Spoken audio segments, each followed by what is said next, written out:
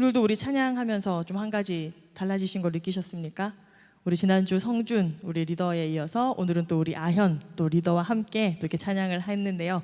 여러분, 이 무더운 여름날 또 이렇게 늘 많은 섬김의 자리를 또 지켜주시는 우리 모든 분들에게 우리 한번 축복의 박수 같이 하도록 하겠습니다. 네.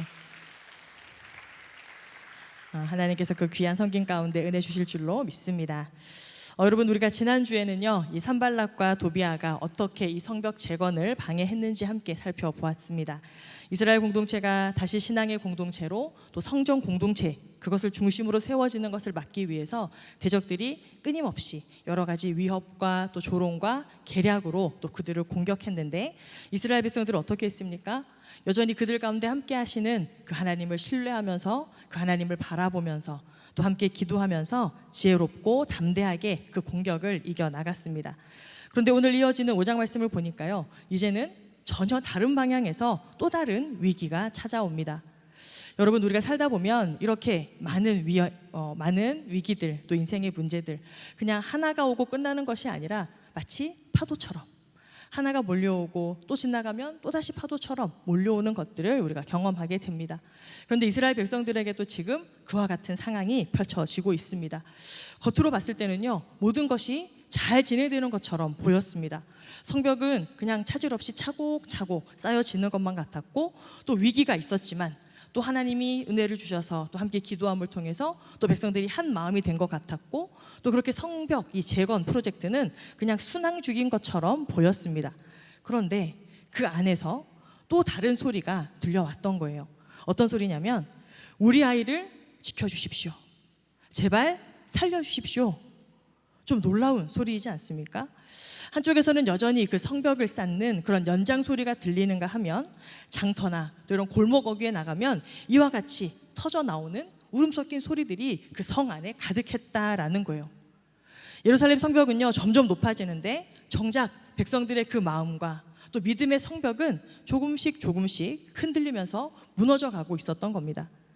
여러분, 이 포로 귀환 이후에요, 이스라엘 백성들 가운데에는 이 극심한 빈부격차가 벌어지기 시작했습니다. 또 그 안에서는 절대 이스라엘 백성들끼리 하면 안 됐던 이 고리대금, 이런 것들이 행행하기 시작했고, 또 구조적인 그런 불균형들이 발생하고, 또 이런 일들 때문에 서로 상호 간의 신뢰가 무너져 내리는 이런 상황이 발생했습니다. 그런데 이 모든 문제들은요, 그저 단순하게 생활이 불편한 정도가 아니라 그 공동체의 뿌리 자체를 흔드는 그런 심각한 위기였습니다. 우리 1절 말씀을 다시 한번 읽겠습니다. 그때에 백성들이 그들의 아내와 함께 크게 부르짖어 그들의 형제인 유다 사람들을 원망하는데. 아멘. 자, 여러분, 이 구절에서 뭔가 좀 특이한, 좀 보통 이 성경에서 보이지 않았던 그런 단어들이 발견되지 않습니까? 뭐냐면, 백성들이 그들의 아내와 함께 크게 부르짖었다라는 이 표현입니다. 여러분, 이 성경에서는요, 이 사회 문제를 이렇게 공식적으로 제기할 때는 보통 남성들이 주체가 되었습니다. 왜냐하면 그때 당시 이 고대 근동의 문화가 그러했기 때문에 그렇습니다. 그런데 오늘 1절에서는 아주 이례적으로 아내들이 함께 부르짖었다, 아주 정확하게 기록을 하고 있습니다. 이 말은 백성들의 상황이요, 지금 단순한 항의를 하는 정도가 아니라 가정이 무너져 내리는 그런 벼랑 끝에 몰려있다라는 것을 우리에게 알려주는 말씀입니다. 당시 상황을 조금 더 말씀드리면 이렇습니다. 이스라엘 백성들이 페르시아에서 돌아오기는 했지만요, 여전히 그 페르시아 왕에게 세금을 바쳐야만 했습니다. 그런데 여러분, 생각해 보시면 이제 당장 이 폐허가 된 이 고국으로 돌아와서 아무리 열심히 살려고 해도 그 생활이 녹록지 않았겠죠. 그런데 아까 읽었던 말씀을 보면 3절에 설상가상으로 그때 흉년이 들었다, 이렇게 기록을 하고 있습니다. 즉, 백성들은 당장 이렇게 하루 벌어서 먹고 살기도 녹록지 않은 그런 형편이었는데 흉년도 들었죠. 또 그들은 계속해서 과중한 세금을 내야만 하는 그런 상황 가운데 있었습니다. 그러다 보니까 세금을 낼 돈도 없죠. 또 양식을 사 먹을 돈도 있을 리 만무했습니다. 그러다 보니까 어떻게 했을까요? 자기들이 가지고 있던 땅이며 집이며 포도원이며 이것들을 다 저당 잡혀서 돈을 빌리거나, 또 그것을 갚지 못하면 어떻게 될까요? 그것들을 다 팔아 넘겨야 되는 그런 상황까지 처했습니다. 그런데 여기에서 끝난 것이 아니었습니다. 그렇게 해도 돈을 구할 수 없으니까요, 이제는 자녀들을 종으로 팔아서 돈을 구해야만 하는 그런 상황이 바로 이 시대의 상황이었다라는 겁니다. 그러다 보니까 어땠을까요? 각 가정들마다 절규와 고통과 탄식의 소리가 넘쳐날 수밖에 없었습니다. 그렇게 이 모든 가족들, 아내를 포함한 모든 가족들이 이 길거리로 나와서 도와달라 이렇게 부르짖고 있는 것입니다. 여러분 한번 생각해 보시겠습니까? 지금 눈에 보이는 이 성벽 어느 한 구석이 무너져 내리는 것이 아니라요, 그 백성들 사이에 있었던 그 관계, 그리고 백성들과 백성들의 그 마음, 이것이 흔들리고 무너져 내린다면 그 공동체가 과연 안전할 수 있겠습니까? 게다가 이스라엘 백성들은 어떤 백성들입니까? 믿음을 근간으로 하는 신앙 공동체입니다. 그런데 그 믿음의 성벽마저 흔들리고 있다면 그 신앙 공동체는 앞으로 어떻게 될까요? 이 상황을 조금 더 깊이 들여다보면요, 본질적인 문제가 또 따로 있었습니다. 백성들이 이처럼 절규하듯이 부르짖었던 그 이유는 단순히 먹고 살 수가 없다라는 그런 경제적인 어려움 때문이 아니었다라는 거예요. 그들이 진짜로 힘들었던 그 이유는 무엇이냐면, 같이 포로 생활에서 돌아왔던 한 형제라고 부르는 그 같은 형제들이 자신의 형제를 이용해서 자신의 배를 불리고 있는 그런 상황이었어요. 나와 옆에 있는 형제가 똑같은 사람이고 내 자식과 옆에 있는 자식이 똑같이 귀한 자식인데 내 자식은 종으로 팔려가야 되는 이 상황. 성경을 보니까 그때 당시에 귀족들이나 또 돈을 빌려줄 수 있는 그런 형편에 있었던 사람들이 높은 이자를 받았다 이렇게 기록되어 있는데요, 이 성경 주석을 좀 찾아보니까 그때 당시 이 최고로 많이 받았던 때는 약 33%까지 그 이자를 받았다라고 이야기를 합니다. 자, 여러분 이게 얼마나 높은 비율이냐면요, 여러분 현재 2025년도 우리나라에서 이 대부업체들에게 어떻게 규제를 하고 있냐면, 법정 최고 이자율이 연 20%를 넘을 수 없다 이렇게 규제를 하고 있거든요. 그런데 이때 당시에 33%라고 하는 이 이자는 거의 그냥 불법 사채 수준인 거예요. 도저히 정상적으로는 갚을 수 없는 그런 높은 고리대금이었다라는 거. 그러니까 어떻습니까? 땅도 팔고 집도 팔고 심지어는 자식도 팔아야 그것을 갚을까 말까 하는 이런 상황에 처해져 있었다라는 거. 자, 그런데 여러분 어떻습니까? 지금 이스라엘 백성들은 어떤 상황이었어요? 그들이 페르시아에서 포로 생활을 하다가 겨우 돌아온 그 직후입니다. 그런데 그들의 자녀를 또다시 누군가의 종으로, 그런데 이방 나라 사람들도 아닌 자기 백성, 자기 형제인 그 사람들에게 이 종으로 보낸다라고 하는 것들이 정말 믿을 수 없는 이 상황이었다라는 거죠. 자, 여러분 사실 어떻게 보면 모든 사회에서 이와 같은 빈부격차라든지 이런 구조적인 문제들이 있기 마련이잖아요. 그런데 왜 이스라엘 백성들에게는 이것이 심각한 문제였을까? 지금 그들 안에서 이렇게 일어나고 있는 이 일들은요, 바로 율법을 정면으로 거역하는 일이기 때문에 심각한 문제였습니다. 자, 여러분 이스라엘 백성들이 왜 돌아와서 지금 성벽을 쌓고 있습니까? 그들이 성벽 쌓는 것을 통해서 다시금 하나님의 백성으로, 하나님의 은혜가 함께 거하시는 그런 믿음의 공동체가 되고자 그들이 성벽을 쌓고 있지 않습니까? 그런데 그들이 정작 그 안에서 하나님의 말씀에 정면으로 배치되는 일들을 지금 하고 있더라라는 겁니다. 자, 우리 신명기와 레위기의 말씀을 같이 한번 읽어보도록 하겠습니다. 시작. 내가 형제에게 꾸어 주거든 이자를 받지 말지니 곧 돈의 이자, 식물의 이자, 이자를 낼 만한 모든 것의 이자를 받지 말 것이라. 타국인에게 내가 꾸어 주면 이자를 받아도 되거니와 내 형제에게 꾸어 주거든 이자를 받지 말라. 그리하면 내 하나님 여호와께서 내가 들어가서 차지할 땅에서 내 손으로 하는 범사의 복을 내리시리라. 아멘. 자, 레위기 말씀도 같이 읽어보겠습니다. 너와 함께 있는 내 형제가 가난하게 되어 내게 몸이 팔리거든 너는 그를 종으로 부리지 말고. 아멘. 어떻습니까? 이미 율법에 명백하게 말씀하고 계시는 거예요. 형제에게 이자를 받지 말아라. 내 형제가 가난해져도 절대로 그를 종으로 삼지 말아라. 그런데 어떻습니까? 이 말씀 공동체, 신앙 공동체로 회복하고자 하는 그 이스라엘이 지금 율법을 어기고 형제들의 가난을 이용해서 자신의 이익을 취하는 일들이 일어났다라는 것. 이것은 단순한 경제적인 문제가 아니라 하나님의 마음을 거스리는 아주 중대한 죄악을 지금 하고 있는 거예요. 그래서 느헤미야가 이 모든 상황을 듣고요, 크게 분노합니다. 그리고 즉각적으로 그가 막 이렇게 감정적으로 대항하는 것이 아니라 그가 하나님 앞에 다시 그의 마음을 가다듬고 깊이 묵상하고 기도하면서 하나님의 지혜를 구하면서 이 일을 대처해 나가고자 합니다. 여러분, 느헤미야가 이렇게 분노하는 것, 우리가 지금 흔히 보통 이야기하는 거룩한 분노를 품고 있는 것이죠. 하나님의 백성이 말씀으로 다시 일어서야 하는데 그들 가운데 여전히 하나님의 말씀을 거역하는 그 일들을 보면서 이 느헤미야가 크게 분노하고 그 마음 가운데 괴로움이 있었다는 거예요. 그러면서 그는 늘 그동안 해왔던 것처럼 기도하면서 하나님께 지혜를 구했고 백성들에게 이렇게 권면합니다. 바로 하나님을 경외하는 백성으로 돌아와야 한다라는 이야기입니다. 오늘 본문 5장 9절의 말씀을 한번 읽어보겠습니다. 우리 개역 개정의 말씀 먼저 읽어보겠습니다. 내가 또 이르기를 너희의 소행이 좋지 못하도다. 우리의 대적 이방 사람의 비방을 생각하고 우리 하나님을 경외하는 가운데 행할 것이 아니냐. 아멘.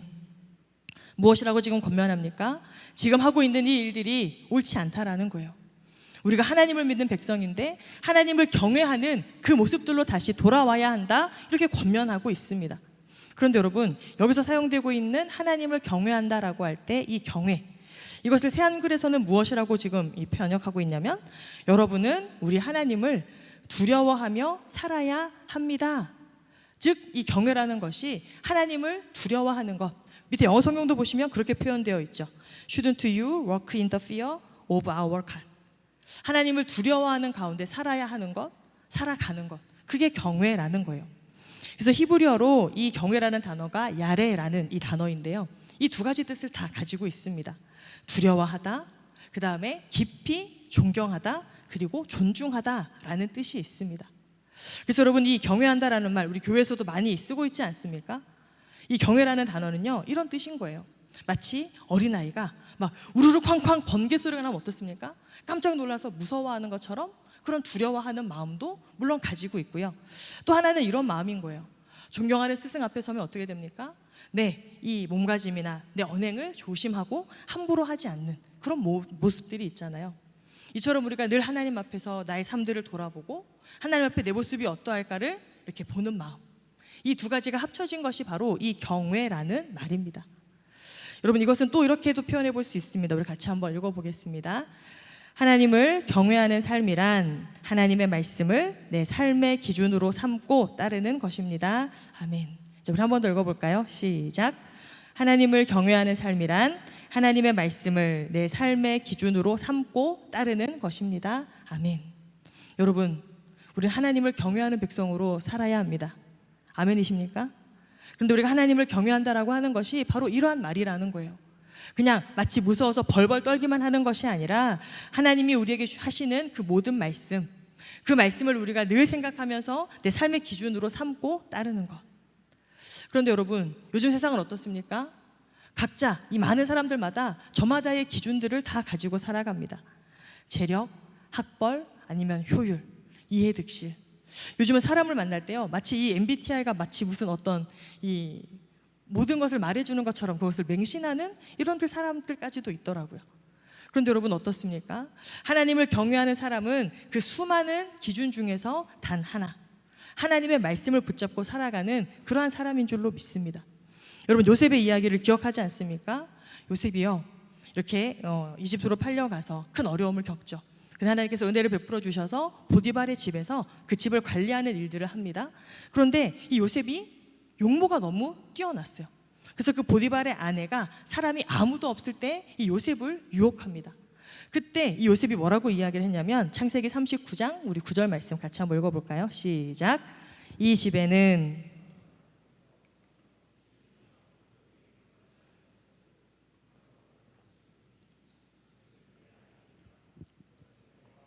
이 큰 악을 행하여 하나님께 죄를 지으리까. 아멘. 여러분, 요셉의 이 말이 하나님을 경외하는 사람의 고백입니다.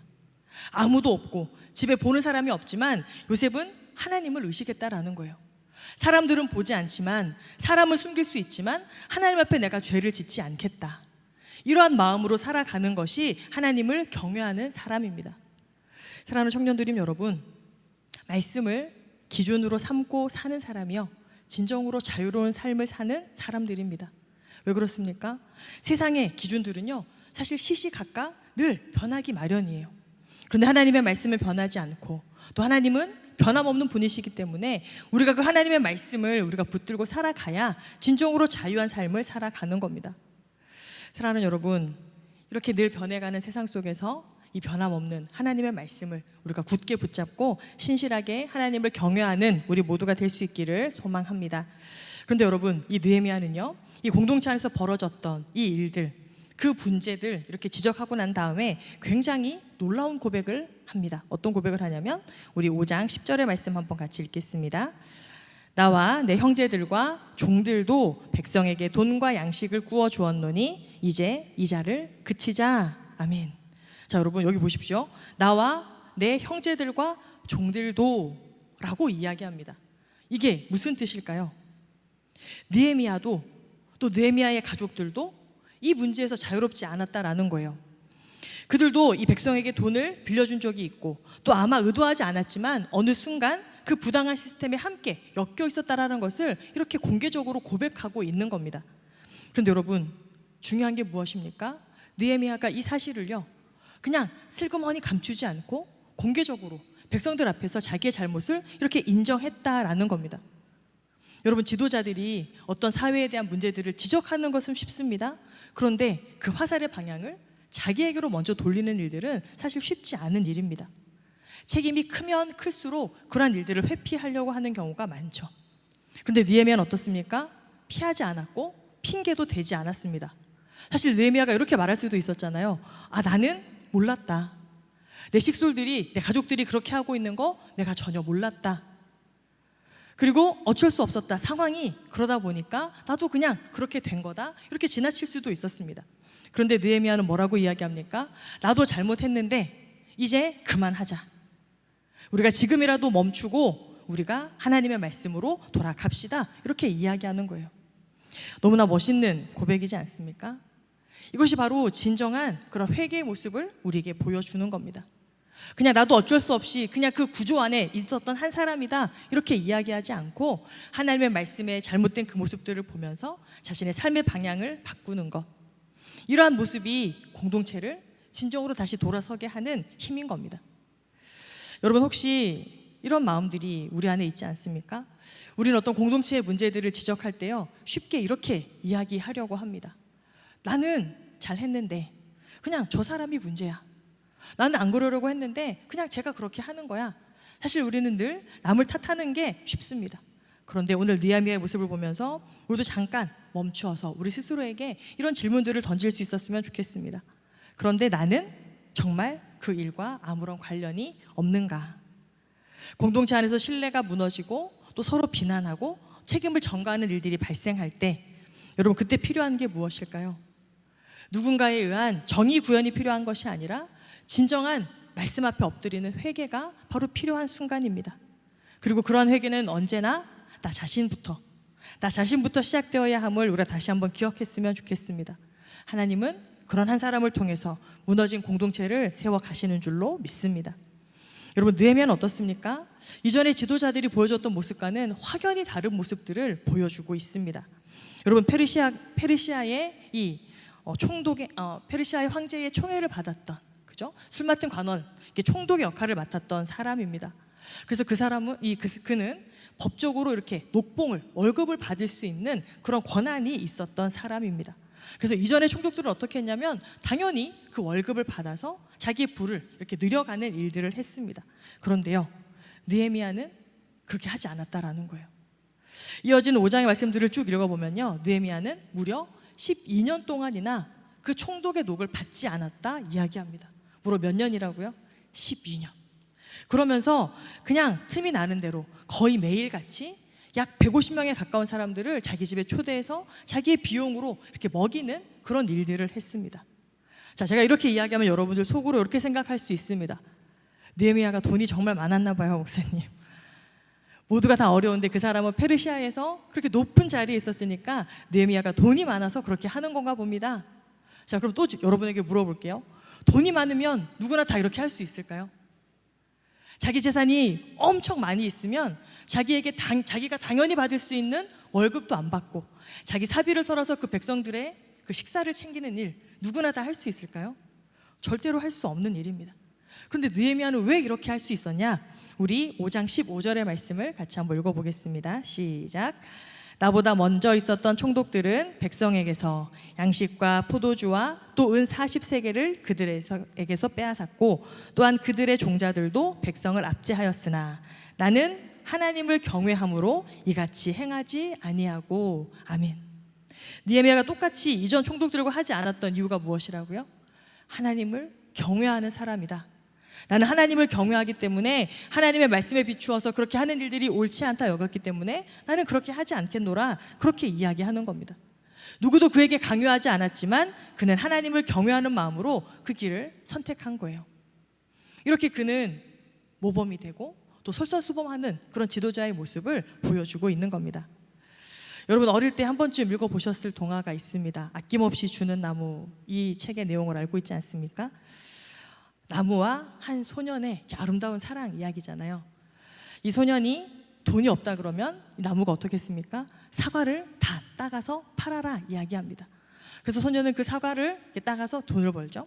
또 그 다음에 이제 커서 난 이제 집이 없어 그랬더니 그 나무는 이제 자기 이 가지를 다 잘라가서 집을 지어라 이야기합니다. 그 다음에 또 더 시간이 흘러서 내가 이제 더 먼 곳에 가서 더 많은 돈을 좀 벌어야 되는데 나에겐 배가 없어 이렇게 이야기하니까 그러면 내 몸통을 다 잘라다가 배를 타고 나가서 돈을 벌어. 그렇게 해서 오랜 시간이 지난 다음에 어떡합니까? 이제 노인이 된 소년이 다시 그 나무를 찾아옵니다. 그때 나무가 뭐라고 그랬냐면 이제 나는 너에게 아무것도 줄 것이 없고 내 이 그루터기가 남아있으니까 이 그루터기에 앉아서 쉬렴. 이런 이야기의 동화입니다. 여러분 읽어보셨어요? 되게 훈훈하고 좀 따뜻한 이야기지 않습니까? 저도 참 이 사랑의 이야기구나 생각하면서 되게 많은 감동을 받고 좋아하는 책이었는데 제가 언젠가 어떤 심리학자의 서평을 읽은 적이 있는데 굉장히 큰 충격이었습니다. 어떤 게 충격이었냐면 그 심리학자가 이렇게 표현을 하더라고요. 나무의 사랑은 진정한 사랑이 아니라 자기 만족이다. 끝없이 주었지만 결국 소년은 책임 없는 어른으로 자라버렸다. 이건 상대를 망친 사랑이다. 이 이야기를 읽으면서 이렇게도 생각할 수 있구나. 무조건 그 소년에게 주는 것이 진정한 사랑은 아니구나. 저도 한번 다시 생각해보는 그런 기회가 되었습니다. 여러분, 주기만 하는 게 진짜 무조건 좋은 걸까요?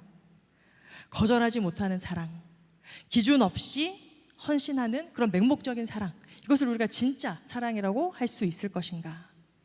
여러분, 분명히 기억해야 됩니다. 성경도요 분명히 우리에게 이야기합니다. 진정한 사랑은 하나님의 말씀에 비추어서 때로는 노라고, 아니라고 거절할 수 있는 그런 용기와 함께 가야 한다, 그렇게 우리에게 이야기합니다. 여러분, 느헤미야도 마찬가지입니다. 이스라엘 백성들을 사랑하는 그 마음이 있었지만 하나님의 말씀에 어긋나는 그 일들을 했을 때 그는 용기 있게 과감하게 그 일들을 멈추어야 한다, 그렇게 공동체에게 권면하는 그 사실들을 우리는 기억해야 합니다. 여러분, 우리 공동체 안에도 동일하게 이 말씀들은 적용됩니다. 우리 공동체 안에서 늘 하나님의 말씀을 근거해서 때로는 아니라고, 때로는 멈춰야 할 때 우리가 기꺼이 그 말씀에 함께 순종하고 멈출 수 있는 그런 믿음의 공동체가 될 수 있기를 소망합니다. 하나님은 그런 사람들을 통해서 이 공동체를 계속해서 지켜나가시는 겁니다. 여러분, 이제 오늘 돌아가시면 한번 5장을 끝까지 다 읽어보시면 좋겠어요. 5장 마지막에 보면 느헤미야가 하나님 앞에 이렇게 기도합니다. 19절의 말씀인데요, 제가 읽어드릴게요. 내 하나님이여, 내가 이 백성을 위하여 행한 모든 일을 기억하사 내게 은혜를 베푸시옵소서. 아멘. 여러분, 저는 이 말씀을 또 묵상하고 준비하면서 이런 생각을 한번 해보았습니다. 여러분, 느헤미야가요 아무리 천명결백하고 뛰어난 리더십을 가지고 그 지도자들에게, 그 리더들에게 결단을 촉구하잖아요. 그런데 만약에 그 귀족들이나 민장들, 그 리더들이 그 말을 듣지 않았다면요, 우리는 이렇게 할 수 있는 그런 권리가 있어, 우리는 이렇게 할 거야, 그랬다면 그 공동체가 어떻게 됐을까요? 아니면 리더들이 회개하고 백성들 앞에 우리가 잘못했고 이제 우리가 그 일들을 하지 않겠습니다 라고 이야기하잖아요. 그런데 이미 마음이 상했던 그 백성들이 그 말을 듣고도 아니, 다 필요 없어, 이제 우리는 더 이상 아무것도 하지 않을 거야, 그냥 그렇게 나왔다면 어떻게 됐을까요? 이 말은 무슨 말이냐면 결국 느헤미야가 아무리 뛰어난 리더였어도, 또 사람들이 저마다 각자의 그런 결단들을 했다 하더라도요, 공동체를 세우는 힘은 결국 무엇이냐면 하나님의 은혜밖에 없다라는 겁니다. 여러분, 결국 모든 것의 답은 하나님의 은혜에 있는 줄 믿습니다. 느헤미야의 이야기는요, 결국 하나님을 경외하는 마음에서 시작해서 하나님의 은혜로 완성되는 그 공동체의 회복을 우리에게 보여주는 것입니다. 사랑하는 여러분, 우리도 지금 열심히 그 하나님의 말씀을 쫓아서 여름 사역들을 준비하고 있지 않습니까? 우리가 이 시점에서 우리 공동체를 한번 돌아보았으면 좋겠습니다. 우리도 하나님의 말씀을 쫓아서 이 사역들을 감당하고 있는데요, 혹시나 이 과정 가운데 혹시 상처받은 그런 우리 지체들은 없는지, 몸이 지치고 또 마음이 상해 있는 그런 지체들이 없는지 우리가 조금 더 세심하게 돌아볼 수 있었으면 좋겠습니다. 그리고 우리 모두가 다시 한번 그 하나님의 말씀 앞에 우리 스스로를 돌이킬 수 있게 되기를 소망합니다. 지금 우리가 쏟아붓는 이 열정이, 우리가 지금 애쓰고 노력하는 이 일들이 무엇을 위한 일인지 다시 한번 그 초점들을 맞출 수 있는 우리가 되었으면 좋겠습니다. 그래서 우리 모두가 다시 한번 하나님을 우리가 바로 바라보면서 하나님을 경외하는 마음으로 하나님의 말씀만이 우리의 기준이 되는 그런 공동체로 우리가 다시 한번 우리의 이 모습들을 돌아보면서 그렇게 우리에게 주어진 이 사역들을 감당하고 나아갔으면 좋겠습니다. 여러분, 하나님을 경외하는 것이 우리의 기준을 새롭게 세워줍니다. 그리고 우리는 하나님께서 주시는 더 큰 사랑을 우리가 기대하면서 또 서로를 돌아보고 또 함께 나아가야 할 그런 책임들이 있습니다. 여러분, 우리가 세워야 할 것은요, 문제없는 그냥 튼튼한 그런 완벽한 성벽이 아닙니다. 하나님의 은혜 위에 세워지는 그런 믿음의 성벽을 함께 세워가는 우리 청년드림이 될 수 있기를 소망합니다. 하나님의 은혜로 무너진 마음을 다시 일으켜 세우고, 혹시 깨어진 틈이 있다면 그 역시도 하나님의 은혜로 그 틈을 우리가 다시 메우고, 또 서로 다른 그런 마음들을 하나로 이어주시는 그 하나님의 은혜 가운데 우리가 나아가게 되기를 소망합니다. 우리가 할 일이 무엇입니까? 바로 그 은혜를 의지해서 오늘도 각자에게 주어진 그 자리에서 그냥 한 장 한 장 믿음의 벽돌을 성실하게 올려가는 일일 줄로 믿습니다. 사랑하는 여러분, 여러분이 서 있는 그 자리에서 하나님께서 주신 그 말씀들을 다시 한번 기준으로 삼으면서 더 큰 그 사랑의 마음으로, 또 무엇보다 우리가 날마다 우리가 하는 그 모든 일들, 우리가 하는 그 모든 것들에 하나님의 은혜를 그렇게 구하면서 다시 한번 믿음의 성벽을 우리가 견고하게 쌓아가는 우리 청년들이 모두가 될 수 있기를 주님의 이름으로 축원합니다.